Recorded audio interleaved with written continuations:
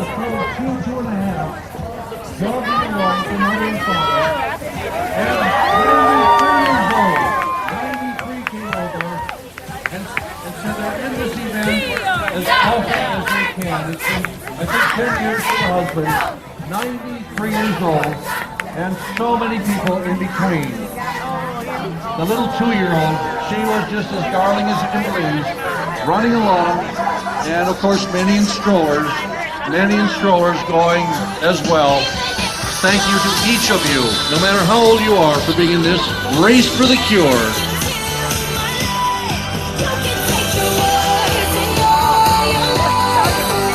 And look at those supporting you behind you. It's just lovely. The sea of people just keeps coming. Half a mile back, maybe more, half a mile back, just keeps coming around that corner, shoulder to shoulder. I'm estimating about 25 people every 5 to 10 yards. It's just lovely and heartwarming. Thank you for your support of this event.